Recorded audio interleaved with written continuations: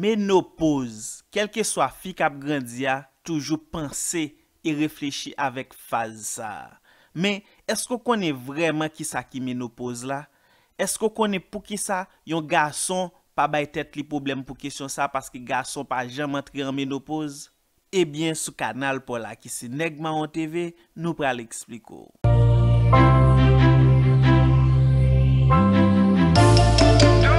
Les yon ti fi fête, normalement, li commence produire hormones sexuels. Pour bien dire, depuis nan votre maman, li commence produire ça les hormones sexuels. Bon Smog, qui ça qui hormones sexuels là? Eh bien, Smog pral expliquer. Hormones sexuels là, normalement, li responsable pour développer caractéristiques sexuelles kay fia. Envie et en même temps, li contrôler cycle menstruel kay fia. Yon quantité hormone qui très faible commence à produire les ti fia prend naissance. Mais nous même garçons tout nous produit hormones. Mais les ti fi sa li même li commence à arriver dans l'âge puberté li, eh bien ovaire ti fi sa vin assez mûr, vin assez grand, vin assez gen force pour commencer produire yon grand quantité d'hormones. Ovaire li tellement commence à produire une quantité élevée d'hormones qui pral fò corps physique ti fi sa changer du jour au lendemain. Ou pral wè yon changement physique dans corps ti fi sa, ou pral wè tout caractère sexuel li développé, ou pral jwenn yon évolution physique qui visible pendant ti fi sa li même li nan puberté.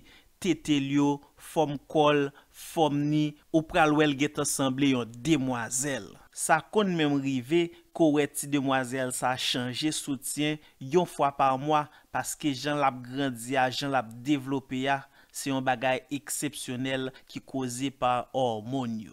Qui très différent de nous mêmes garçons que dans l'âge sa yo même nous meg en pile des fois visage nous plein bouton, en pile des fois c'est ti voix nous qui commence à gosser. Ah m'pa bon menti. Dans phase ça nous même garçons, c'est moment nous pi mastoc.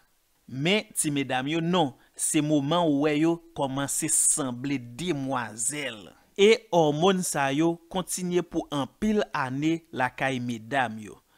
Journée jodi a yon ti fi capable et gen premier règle à partir de 9 ans, gen à partir de 12 ans. Mais si nous ta reculé dans siècle 20, côté ti fi yo te kon commence gen règle yo à partir de 17 ans. Et règle ça te kon camper à partir de 40 ans. Et journée jodi a nou que mesdames kounya yo règle yo dire jusqu'à 50 ans, 52 ans. Et pour qui ça même règle ça li même la vin camper. Eh bien ovaire yo pral commencer vin entrer dans l'âge tout, même gens ou même ou entrer dans l'âge, ovaire yo entrer dans l'âge, y a commencé vini, y a comme on dit ça en bon créole, y a commencé vin ancien. Eh bien yo pral commencer camper sous production d'hormones. Fille ça pral commencer entrer dans phase ménopause là, c'est les li pas réglé encore, c'est les règles pas vini encore. Mais c'est pas un bagay qui fait du jour au lendemain, non.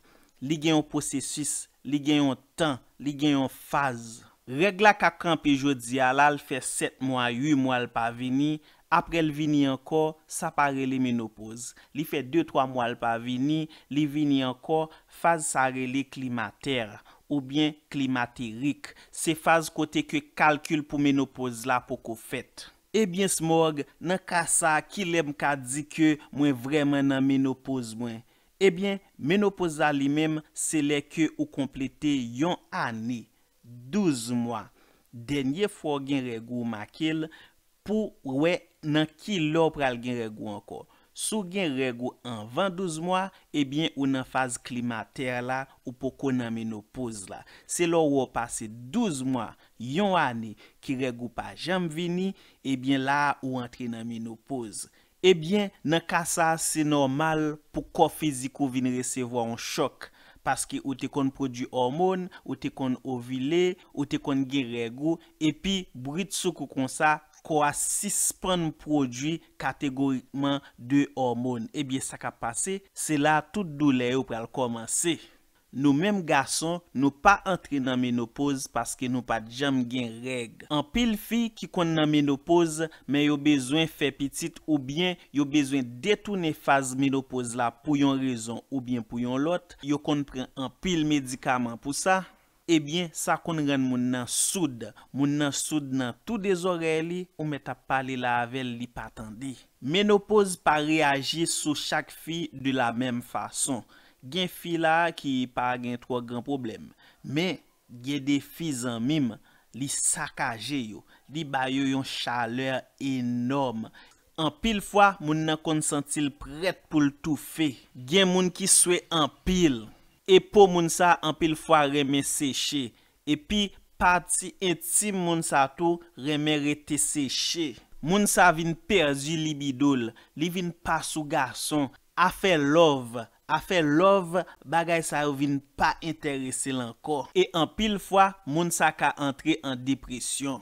Eh bien, parce que nèg ma on reme fanatique li yo, en pile, li pral kito avec yon recette miracle. Wap pran yon pokokoye sèche, wap lave l bien lavé, mette l bouilli, et puis l'el fin bouilli zanmim, wap gade te sa. Ou pas boire dans même jour, ou pral boire dans demain. Faites ça chaque jour. Et souvle ou ka ajouter un grenadier la donne, même poa ou ka mette la donne. Quitte l bouilli bien bouilli, pas boire même jour, boire dans demain. Fais ça chaque jour.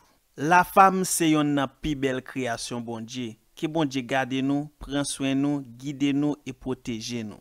Entrer dans l'âge vin grand moun gen cheveux blanches, c'est une obligation.